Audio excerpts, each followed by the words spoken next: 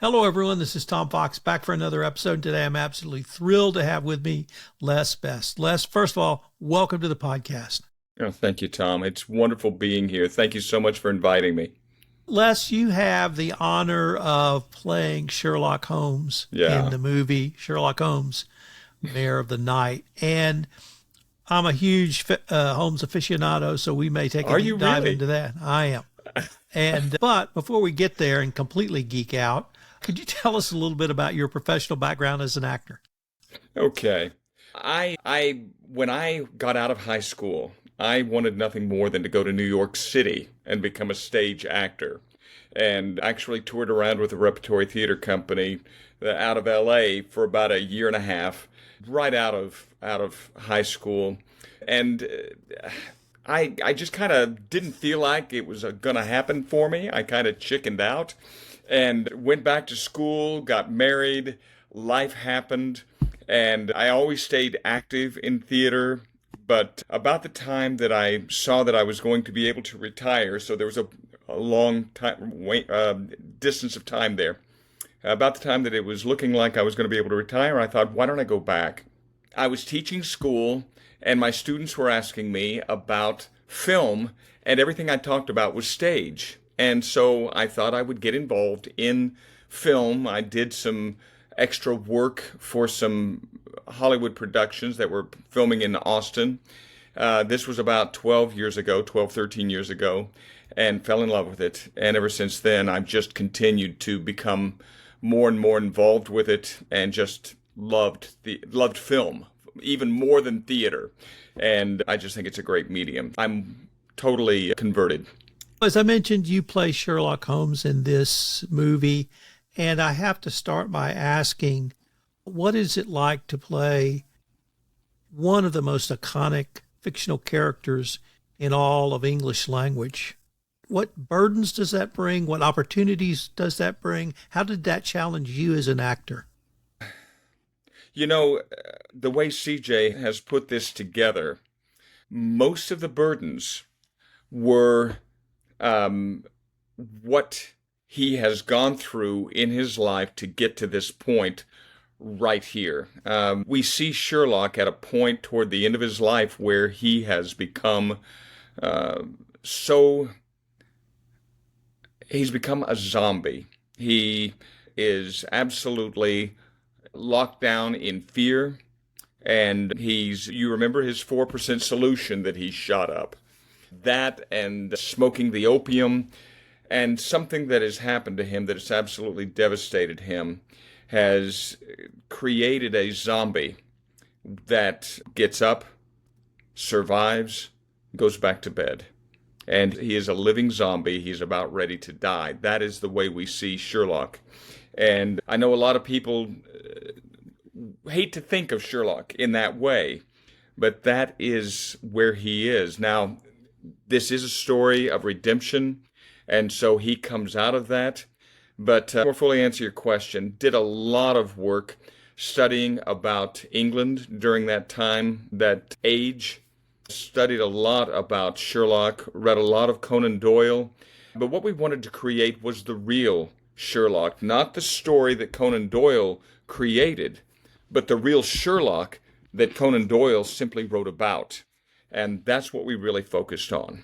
I've gone through my own journey of recovery, so I have some knowledge of those matters. But when CJ told me the story, the first thing that struck me is a flesh and blood Sherlock. Not the fictional character, but a real man who is subject to the same things that all people go through, whether you call it PTSD or whether you call it depression or whether you call it something else, that he has seen and experienced some terrible things because of his work. Mm-hmm. And at some point it might catch up with you, and it sounded like to me it caught up to him. And you were able to bring that out. I mentioned I'm a huge fan. I have another podcast network in legal and regulatory compliance. And in that podcast network, I am doing the full Sherlock Holmes oeuvre, but focused on legal and regulatory compliance. And believe me, it works. But It's just an excuse to reread all the short stories, all the novels, see most of the movies again, much to my wife's dismay. So I'm on the case book of Sherlock Holmes, which is the short stories published in the 20s. And in those stories, I see a Holmes that is coming to grips with a lot of the things CJ described, subtly, not nearly as directly as you guys did, but the drugs are going to catch up to you eventually. And I saw that in some of those stories as well. As an actor, what does it feel like to sort of step into that role, knowing some of the great actors that have preceded you? Do you feel like you stood on their shoulders, or did they give you insights that allowed you to go your own way? I think that one of the things that I wanted to do, I am not an actor that looks at the way another actor portrays a character. I just don't do that. I feel like what you end up doing when you do that. Now, this is me. I know plenty of actors that want to look at what someone did and grow from what they did or learn from what they did. But I feel like I'm almost imitating them portraying a character. So what I try to do is find that character. And of course, CJ and I spent a great deal of time discussing Sherlock, discussing his foibles, discussing all the things that had brought him to this point. And I really wanted to get inside CJ's head as the author of the script, and so we did spend a great deal of time. I will also tell you that we had friends from the outside. Had a friend who works with individuals with substance abuse, and we would go through scenes in the movie, and he's actually one of the characters in the movie. I won't tell you who he is, but he's a counselor, and he was able to give insight as to which drug made sense being taken where based on what was happening before and what we see in the movie. So he tried to put some realism in there. But we tried to be as authentic as possible with that. And that really leads me, I really want to explore the relationship you had with CJ. You mentioned sort of long conversations to try to get inside his head as the writer of the script. Could you maybe tell me how that worked for you? Yeah. CJ and I have been working together for over 10 years. The first movie that we did was just a small bit role. It was his first movie, and he found me on Backstage, one of these websites that allow actors to find jobs that are available. He found me there and said, "Hey, would you be interested in coming in and doing this movie?" And we started talking. When he followed that up with another movie, he asked me to join and have a bigger role. And so we began a relationship right then, talking back and forth, understanding each other. And I let him know what I needed as an actor, and he let me know what he needed as a director. And we found that we worked really well together. And he doesn't have to give me a great deal of directing on set. Once we're going, we've done enough preparation so that we know what is happening. But it's mostly going to be on the phone, but we also do get together. Our families have gotten together. We actually spent an evening, my wife and myself and he and his wife, we spent the night in a Sherlock escape room down in San Antonio as we were getting ready for this project, and spent a lot of time talking about that. And that was a great time. It was like a bed and breakfast that was in a Sherlock Holmes escape room. It was incredible. But we can talk. In fact, my wife will say, is that CJ? Okay, you've got 1 hour because we got to get out of here. So the communication is easy, and I really love the relationship that we have. What was the rehearsal process like with your other actors? Lestrade, Watson, Mary Watson, for instance. So what CJ, for the most part, allows the actor to come up with their own ideas and then marries it on set. So when you're going through it on set, he's taking a look and then he makes adjustments from there. I did spend a bit of time. We had an interesting relationship, and I don't want to go too much into it, but there's a new relationship that isn't in the that you don't find in the Conan Doyle books.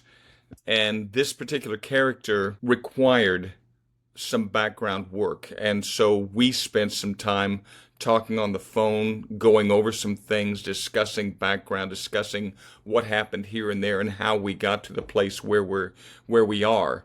And that was probably 5-6 hours at least going over the script. And I wish I could tell you more about that. You're going to have to come to the movie and see it. But there was a lot of work done on that character. The rest of it, we came together, and then he made adjustments as necessary.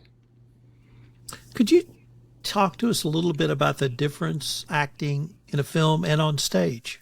Absolutely. You mentioned rehearsal, and I will tell you that there are some directors that want a great deal of rehearsal so that they know exactly what's going on.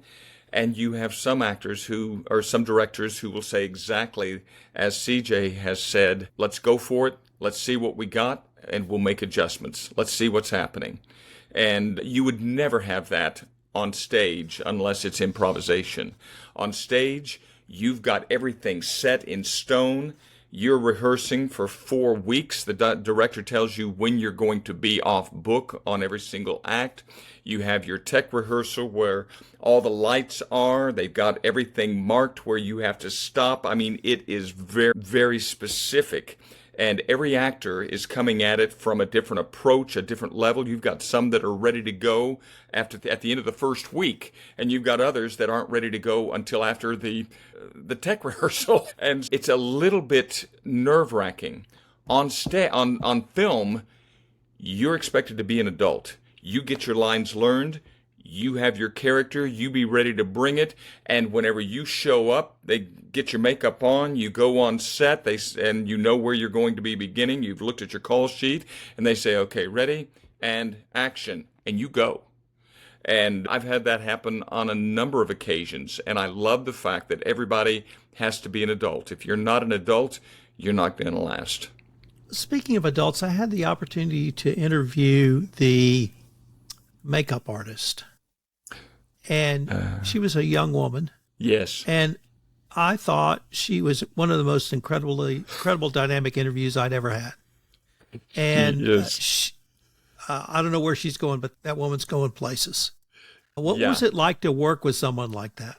She's a beautiful person. She is so active in so many areas, and she puts every hat on. Wherever she is, she just stands out, whatever it is. If it's on stage, a musical, or doing the makeup, she stands out. And she is, I guess that's the thing that I loved about her. I had no idea all the gifts that she had. I knew that she was wonderful with makeup.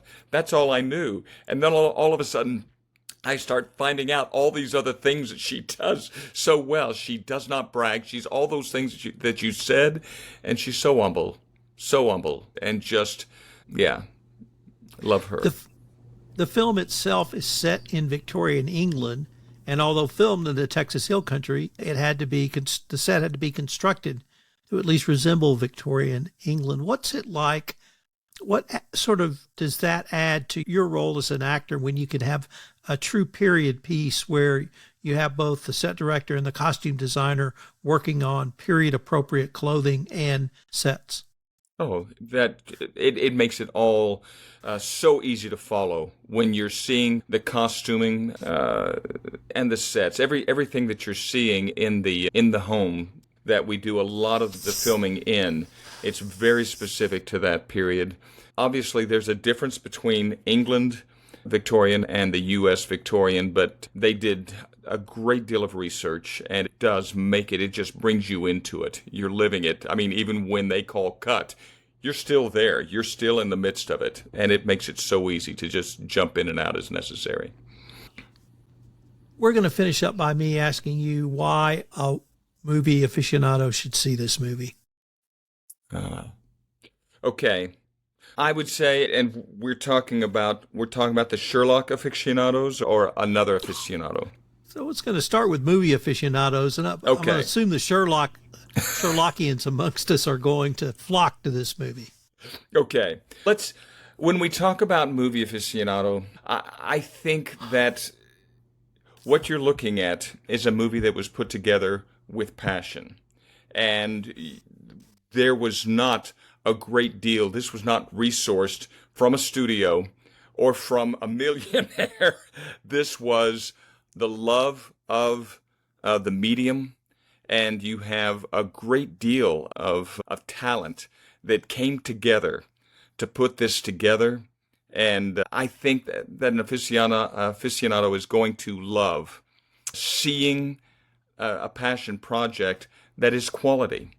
And I'm not going to tell you what our budget was on this, but I will bet that no one could guess what our budget was when you see this. We have all the elements of a really outstanding project. You have the acting, you have the writing. The man who scored this, Antonio Grandotti from Canada, incredible musician.